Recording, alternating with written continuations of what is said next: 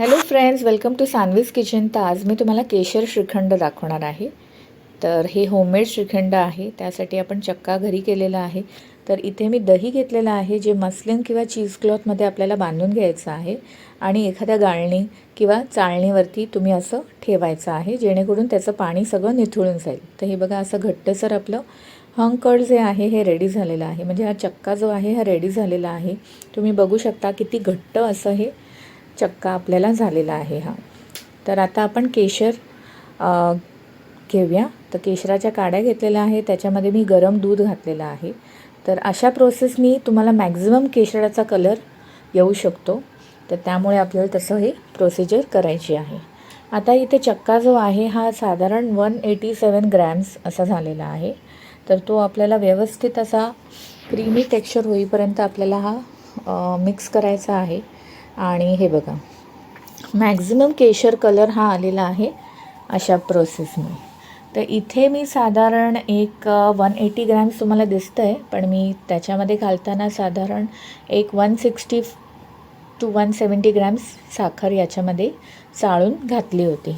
तर थोडासा गोडवा मला जास्त वाटला, तर मी आणखी थोडा मग चक्का जो आहे तो त्याच्यामध्ये ॲड केला. तर साधारण एक 50 ग्रॅम वगैरे चक्का ॲड केला असेल. तर हे बघा, हे केशराचं मिल्क जे आहे, हे केशर दूध, ते आपण याच्यामध्ये घालूया आणि चांगलं मिक्स करून घेऊया.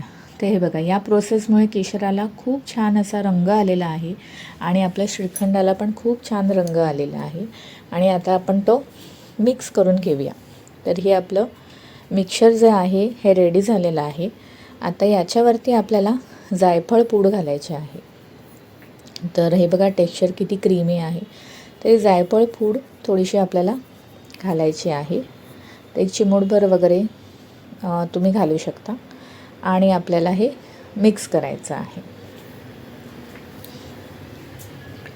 आता जसं मी तुम्हाला सांगितलं की थोडंसं गोडवा वाटलं आहे, तर त्याच्यामुळे आपल्याला मी ह्याच्यामध्ये चक्का जो आहे हा ॲड केलेला आहे. तर हे जे मिश्रण जे आहे हे ह्याला मी क्लिंग रॅप करणार आहे आणि मग आपल्याला हे रेफ्रिजरेट करायचं आहे साधारण 4 ते 5 तास, किंबहुना त्याच्याहून जास्तही तुम्ही करू शकता. तर मग आता हे मी 4 ते 5 तास क्लिंग रॅप करून फ्रीजमध्ये ठेवलं होतं. तर पुन्हा हे मी काढलेलं आहे आणि मी म्हटलं हा चक्का जो आहे ॲड केलेला आहे पुन्हा, आणि मग मी एक चाळण घेतलेली आहे, त्याच्यावरती असं मी मिक्स केलेलं आहे, म्हणजे स्मूथ टेक्स्चर यायला आपल्या श्रीखंडाचं.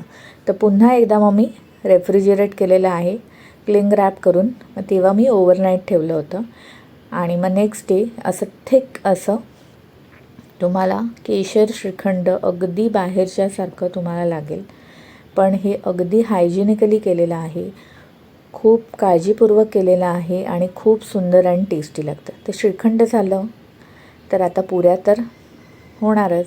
तर त्यामुळे मी ते कढई तापत ठेवली बिड्याची आणि पटापट अशा पुऱ्या करून घेतल्या.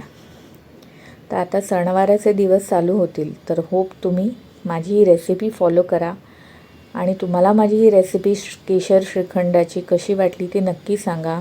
माझ्या चॅनलला लाईक करा, शेअर करा, सबस्क्राईब करा आणि माझ्या या रेसिपीला पण कमेंट करा. आणि होप तुम्हाला हे आवडलं असेल आणि खूप सुंदर लागतं. तर हे बघा, माझ्या श्रीखंड पुरीचं ताट जे आहे हे रेडी झालेलं आहे.